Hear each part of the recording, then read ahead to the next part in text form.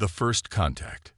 The crystalline spires of the Meridian Concordat's diplomatic vessel cast rainbow fractals across the stark white walls of Earth's orbital station. Admiral Sarah Chen stood at parade rest, her weathered hands clasped behind her back as she watched the alien delegation approach. Their movements were fluid, almost hypnotic, their iridescent robes flowing in the artificial gravity as if underwater. The delegation's leader, High Ambassador Zixtal, towered over the human welcoming party. His silver-scaled skin seemed to pulse with bioluminescent patterns that betrayed what Chen recognized as barely concealed disdain. This wasn't humanity's first contact with alien life that had happened 3 years ago, but it was their first formal introduction to the galaxy's dominant political force. "We welcome you to Sol System," Chen announced, her voice steady and diplomatic. "Earth is honored to receive the Meridian Concordat's delegation." Zixtal's translator hummed softly before he responded. "The Concordat acknowledges Earth's emergence onto the galactic stage." His pause was deliberate, calculated. "Though we find ourselves curious about your continued reliance on such primitive propulsion systems." Chen felt her jaw tighten, but maintained her smile. Through the station's viewports, Earth's defense fleet hung in high orbit, a mix of fusion-driven battleships and magnetic accelerator platforms that had taken humanity decades to build. To the Concordat, whose ships utilized quantum slipped space technology, they must have looked like ancient sailing vessels. "We work with what we have, Ambassador," Chen replied diplomatically. "Humanity has always been resourceful." The ambassador's aide, a being that seemed to be made entirely of flowing plasma, contained within a crystalline shell, projected a holographic display of Earth's fleet. "Our analysis suggests your most advanced vessels operate at merely 12% of Concordat minimum standards. Your weaponry appears to be based entirely on kinetic principles, and your defensive systems." The aide's voice trailed off in what could only be described as a chuckle. What the Concordat couldn't see, what humanity had worked tirelessly to conceal, were the modifications hidden beneath the fleet's seemingly outdated exterior.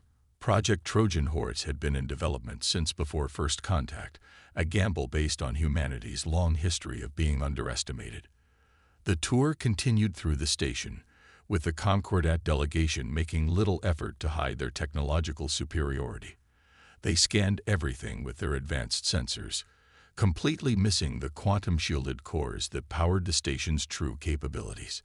Chen watched as they dismissed the station's primitive defensive systems, never noticing the phase-shifted weapon emplacements hidden in plain sight. "We have reviewed your application for membership in the Concordat," Zixtal announced as they reached the conference room. The chamber's windows offered a panoramic view of Earth, blue and serene below them. "While we appreciate your species' ambition, we feel you would be better suited as a protectorate rather than a full member." Chen's diplomatic smile never wavered. "A protectorate? That's quite a specific recommendation, Ambassador." "Your civilization is young," Zixtal explained, his bioluminescence pulsing with what seemed like paternal condescension. "The galaxy is far more dangerous than you realize. There are threats you cannot possibly comprehend with your current level of technology. The Concordat offers protection to developing species." What Zixtal didn't know was that humanity had already encountered some of those threats. The mysterious disappearance of their first extrasolar colony had taught them harsh lessons about the reality of space. But instead of breaking them, it had only strengthened their resolve. "We appreciate the Concordat's concern," Chen responded carefully. "However, Earth has a long history of self-determination. We would prefer to maintain our independence while establishing diplomatic relations." The ambassador's patterns shifted to something akin to amusement. "Independence. With these defenses," he gestured to the fleet outside. "Your entire system could be overwhelmed by a single Concordat battle group. We offer protection because we understand your limitations." Chen shared a subtle glance with her executive officer, Commander Rajpatel. They had expected this response, counted on it, even. Humanity's apparent vulnerability was a carefully crafted illusion, one that had taken years of deliberate misdirection to create. Perhaps we could discuss a middle ground, Chen suggested, leading the delegation to the conference table. Earth has much to offer beyond military capability. Hidden strengths. Deep beneath the Martian surface, in a facility that officially didn't exist, Dr. Maya Rodriguez stood before a wall of holographic displays. Each screen showed different aspects of Project Trojan Horse, the culmination of humanity's greatest technological achievement, and their most carefully guarded secret. The Concordat took the bait, she announced to the assembled team of engineers and scientists. They completely bought our primitive technology story. Their scans never detected the quantum shielding. The facility, known only as Depth Site Alpha, stretched for kilometers through the red planet's crust. Here, far from prying eyes and advanced sensors, humanity had been preparing for this moment since before they'd even encountered alien life. Dr. James Chen, Admiral Chen's brother and the project's quantum mechanics lead, stepped forward. Their arrogance makes them predictable. They're so convinced of their technological superiority that they never considered we might be capable of quantum engineering. He gestured to a massive device in the center of the chamber, a hybrid quantum core that looked nothing like the sleek, crystalline technology the Concordat favored. "How's the integration coming along?" Maya asked, walking toward the core. Unlike the Concordat's elegant but rigid designs, humanity's version was a chaotic blend of traditional engineering and quantum mechanics, where alien quantum cores were pure and crystalline. Humanity's version incorporated traditional materials, steel, copper, even old-fashioned rubber insulation. "Better than expected," James replied, pulling up detailed diagnostics. The Concordat's quantum technology relies entirely on perfect crystalline structures. They dismissed our capabilities because we don't have access to their pure materials. But we found a different way. The core pulsed with a deep, rhythmic hum, a sound that would have horrified Concordat engineers. They believed quantum technology should be silent, perfect, pristine. Humanity had instead embraced the chaos, creating systems that were dirty, loud, and impossibly effective. In the adjacent chamber, engineers worked on what appeared to be traditional ballistic weapons. But these kinetic accelerators had been modified with quantum field generators, capable of phasing their projectiles through any known shielding technology. The Concordat's scans had dismissed them as simple mass drivers, never detecting the quantum tech hidden within their rough exterior. "Latest simulation results are in," announced Dr. Sarah Wong, head of weapons development. The main screen displayed a battle simulation showing Earth's seemingly primitive fleet engaging Concordat ships. "Their overconfidence works in our favor. They'll extend their quantum shields to maximum coverage, thinking our kinetic weapons are the only threat." Maya nodded, watching the simulation play out. "And that's exactly what we need. Their shield configuration will actually amplify the effect of our phase-shifted weapons." She turned to address the room. "Remember, we only get one shot at this. The moment we reveal our true capabilities, the Concordat will adapt. Everything depends on that first strike being overwhelming." Throughout the facility, similar preparations were underway. Engineers fine-tuned hybrid drives that combined fusion power with quantum field manipulation. Tactical officers ran combat simulations using technology the Concordat believed humanity was centuries away from developing. Every system was designed to look primitive on standard scans, while hiding capabilities that would shock their would-be oppressors. "What about the Helios array?" James asked, bringing up schematics for humanity's most ambitious project. Hidden in the asteroid belt, disguised as mining operations, the array was a network of quantum-enhanced solar collectors. To outside observers, they appeared to be simple power generation stations. In reality, they could channel and focus enormous amounts of energy through quantum corridors. "Nearly operational," Maya confirmed. "The Concordat's survey ships passed right by them yesterday. Didn't give them a second look." She allowed herself a small smile. They saw exactly what they expected to see. primitive human attempts at solar power collection. A junior engineer burst into the room, tablet in hand. "Dr. Rodriguez, we just decoded more of the Concordat's technical database from their diplomatic vessel's transmissions. You need to see this." The breaking point. The attack came exactly as humanity had predicted. The Concordat battle group emerged from quantum space at the edge of the solar system, their crystalline ships forming a perfect geometric pattern that spoke of absolute confidence. Their message was brief and patronizing. "For your own protection." The Concordat commander's transmission echoed through Earth's command centers. "We are assuming emergency supervisory control of the Sol system. Resist, and we will be forced to demonstrate the consequences of defying the Concordat's benevolence." Admiral Chen sat in the darkened command center beneath the lunar surface, watching as the Concordat fleet advanced. Around her, officers maintained their calm, each one knowing their role in humanity's carefully orchestrated plan. "They're deploying exactly as the simulations predicted," Commander Patel reported, his voice steady. "Full shield coverage, weapons primed. They're not even bothering with evasive patterns." The Concordat ships moved with practiced precision, their formation designed to overwhelm primitive defensive systems with a show of overwhelming force. Their sensors swept ahead of them, detecting exactly what humanity wanted them to see: a scattered, panicked response from Earth's outdated fleet. "Send the distress calls," Chen ordered, allowing a hint of manufactured fear to enter her voice for the benefit of any Concordat surveillance. "Make it look good." Across the system, human ships began broadcasting desperate pleas for mercy, their engines flaring as they executed seemingly chaotic retreat maneuvers.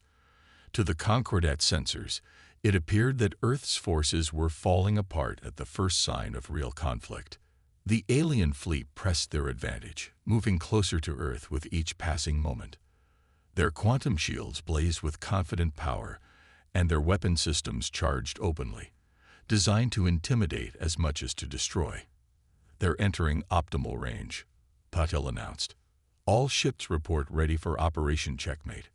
Chen nodded, her finger hovering over the command interface. "Send the final warning. Let's give them one last chance to reconsider." Earth's transmission was appropriately desperate, a plea for negotiations, for time to reconsider the Concordat's offer of protection. The response was immediate and dismissive. "Your technological inadequacy has been demonstrated," the Concordat commander replied. "Submit to protection or face the consequences." Chen allowed herself a small smile. "Send the signal." Throughout the solar system, humanity's true capabilities awakened. The seemingly retreating ships suddenly altered their trajectories with impossible precision. Hidden weapon ports opened on vessels the Concordat had dismissed as cargo haulers. The Helios array, disguised as primitive solar collectors, began channeling massive amounts of quantum energy through carefully prepared corridors. The first indication that something was wrong came when the Concordat's lead ships detected energy signatures they had believed impossible for human technology to produce. Before they could react, humanity's fleet revealed its true nature. Kinetic weapons, enhanced with quantum phase technology, bypassed the Concordat's supposedly impenetrable shields as if they weren't there. Ships that appeared to be fleeing suddenly executed maneuvers that matched anything the alien vessels could perform. "Target their command and control nodes," Chen ordered. "Don't let them coordinate a response." The Concordat fleet's perfect formation began to break apart as they faced weapons and tactics they had never expected to encounter. Their sensors, calibrated to detect known technology, struggled to track the hybrid systems humanity had developed. In the chaos of battle, the true genius of humanity's strategy became clear. While the Concordat had focused on perfecting singular approaches to space combat, humanity had combined multiple technologies in ways their enemies had never considered possible. Ships that looked like ancient rocket-propelled vessels revealed quantum drive systems unlike anything the Concordat had seen. Weapons that appeared to be simple mass drivers delivered payloads that shifted through quantum states, ignoring defensive measures designed to stop traditional attacks. "Sir," Paddle reported. The Helios array is showing ready for full power projection. Chen nodded grimly. This was the moment that would demonstrate just how completely the Concordat had underestimated human ingenuity. Initialize the quantum corridor. Let's show them what primitive solar collectors can really do. The array, stretching through the asteroid belt, began to glow with accumulated solar energy, channeled and focused through quantum fields humans were not supposed to be capable of generating. The Concordat fleet, already struggling to deal with the unexpected capabilities of Earth's ships, now faced an entirely new threat. A beam of pure energy, twisted through quantum states in ways that defied conventional physics, lanced out from the array. Where it struck, Concordat ships found their own quantum fields disrupted, their perfect crystalline technology overloaded by the raw, unrefined power of humanity's hybrid approach. Multiple Concordat vessels showing critical system failures, Patil announced, his voice steady despite the chaos unfolding on the tactical displays. Their formation is completely broken. They're attempting to regroup, but our quantum interference is preventing coordinated movement. The battle had become a demonstration of everything humanity had prepared for. Each revelation of their true capabilities struck another blow against the Concordat's assumptions of superiority. Their perfect tactics fell apart against an enemy that fought in ways they had never considered possible. As their carefully constructed plans crumbled around them, the Concordat commander finally realized the full extent of their mistake. The primitives they had dismissed as barely worth noting had not only matched their technology, but had developed it in directions they had never imagined. The trap had been sprung, and the price of underestimating humanity was being paid in full. Turning the tide. The aftermath of the battle hung in space like a glittering shroud. Disabled Concordat vessels drifted among the debris of their shattered formation, their once perfect crystalline hulls now dark and lifeless. Earth's fleet maintained a careful defensive perimeter, their primitive weapons still trained on their would-be conquerors. In the Lunar Command Center, Admiral Chen watched as damage reports streamed in. The Concordat's casualties had been severe, but not total, exactly as planned. Humanity didn't want to destroy them. They wanted to teach them a lesson. Status of the Concordat flagship? Chen asked, her eyes fixed on the tactical display. Partially disabled but intact, Commander Patil reported. Their main quantum core is offline, but life support remains functional. They're trying to restore communications. Let them, Chen ordered. It's time for them to report their failure to the Concordat Council. The human fleet had executed their strategy perfectly. Rather than completely destroying the Concordat forces, they had systematically disabled their ships, demonstrating not just technological superiority, but precision and control that the aliens had never expected from primitive humans. In the Martian facility, Dr. Rodriguez and her team monitored the quantum signatures of the disabled Concordat vessels. Their technology is adapting, she noted, watching the readings fluctuate, but not fast enough. They still can't comprehend how we merged quantum mechanics with conventional engineering. The Concordat's response came within hours. A transmission, broadcast on all frequencies, carrying the authority of the full Concordat Council. The message was different now. Gone was the condescension, replaced by a mixture of disbelief and carefully measured respect. We request a cessation of hostilities, the Council spokesperson announced, their crystalline form shimmering with patterns that indicated severe distress. The Concordat wishes to understand how this situation was misinterpreted. Chen allowed herself a small smile. Send our response. Standard diplomatic channels. Let's show them we can be civilized. The next 24 hours saw a flurry of diplomatic activity. The Concordat, faced with the undeniable evidence of humanity's capabilities, struggled to adjust their worldview. Their entire society was built around technological superiority, and humans had just shattered that foundation.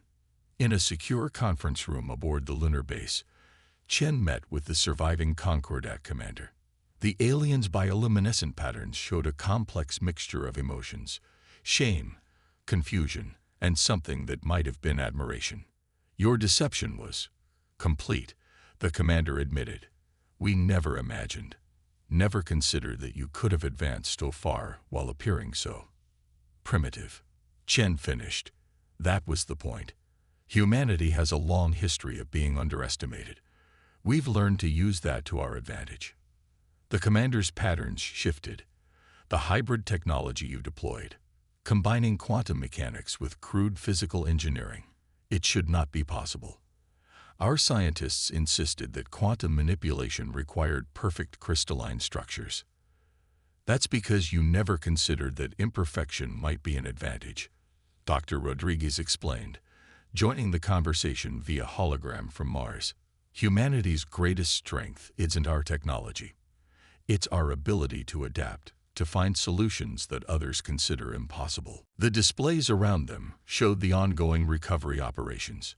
Human ships, now openly displaying their true capabilities, assisted in rescuing stranded Concordat crew members. The hybrid technology that had seemed so crude to the aliens now demonstrated its versatility, achieving things their pure quantum systems could not. The Council will want to understand how this was achieved, the commander stated. They will offer significant concessions for access to your hybrid technology. Chen shook her head. We're not interested in concessions. What we want is recognition, not as a primitive species to be protected, but as equals to be respected. The commander's patterns rippled with what might have been understanding. You never needed our protection. No, Chen agreed. But we were willing to let you think we did, until you forced our hand. Remember that lesson. Humanity doesn't seek conflict, but we will not submit to intimidation. Across the solar system, the balance of power had shifted. The Helios Array, its true nature now revealed, stood as a testament to human ingenuity. The fleet that had seemed so primitive now patrolled with quiet confidence, their hybrid technology a perfect blend of old and new. The Concordats' assumption of superiority had cost them dearly, not just in ships and lives, but in their understanding of the galaxy. They had discovered that true advancement didn't always follow a linear path, that sometimes the most powerful innovations came from combining the old with the new in ways nobody had imagined possible. As the recovery operations continued, humanity prepared for their new role in galactic politics. They had proven themselves not just capable, but innovative in ways that would reshape the balance of power throughout known space. The message was clear: underestimate humanity at your own risk. A new dawn. 1 year after the Battle of Seoul, the galaxy had changed. The Great Hall of the Concordat Council, once a symbol of unquestioned superiority, now hosted representatives from Earth as equals. The crystalline chamber had been modified to accommodate human preferences, a small but significant acknowledgement of the new balance of power. Admiral Chen stood before the assembled council, her uniform bearing new insignia that represented Earth's status as an independent power. The same council members who had once dismissed humanity as primitives now watched her with careful attention. The joint development project has exceeded expectations, Chen reported, gesturing to the holographic display showing the first fruits of human Concordat cooperation. Our hybrid technology combined with your pure quantum engineering has opened up possibilities neither of us imagined. The new ships displayed in the hologram represented something unprecedented, a true merger of human pragmatism with Concordat precision. Where once the aliens had insisted on pure crystalline structures, they now embraced humanity's chaos theory approach, quantum mechanics. High Ambassador Zixtal, who had once dismissed Earth's fleet as old junk, now served as the chief liaison for technological exchange. Humanity's approach to innovation has challenged our fundamental assumptions, he admitted, his bioluminescent patterns showing genuine respect. We had become trapped by our own perceived perfection. In orbit around Mars, the facility once hidden beneath the surface had evolved into an open research center. Dr. Rodriguez led teams of human and Concordat scientists, each learning from the other's approach. The aliens brought their deep understanding of quantum mechanics, while humans contributed their talent for unconventional solutions. The latest tests on the quantum kinetic hybrid drives have been remarkable, Dr. Rodriguez's hologram announced to the Council. By combining our methodologies, we've achieved efficiency levels that neither of our civilizations thought possible. But perhaps the most significant changes were cultural. The Concordat, humbled by their mistake, had begun to question their policy of protecting less advanced species. Other civilizations, inspired by Earth's example, were emerging from the shadows, revealing capabilities they had hidden out of fear of Concordat interference. We propose a new framework for galactic relations, Chen continued, laying out humanity's vision. One based not on technological superiority, but on mutual respect and cooperation. Every civilization has something to contribute if we're willing to look past surface appearances. The Council Chamber, once a place where the Concordat handed down judgments to lesser species, had become a forum for genuine dialogue. The arrogance that had defined their civilization for centuries was being replaced by a new wisdom, one earned through hard experience. In Earth's shipyards, new vessels took shape, their designs incorporating lessons learned from both victory and cooperation. They maintained their deceptive appearance, a reminder that appearances could be deceiving, but now bore proud symbols of Earth's achievement alongside marks of Concordat alliance. The Helios array, once disguised as simple solar collectors, had become a model for new power generation systems throughout known space.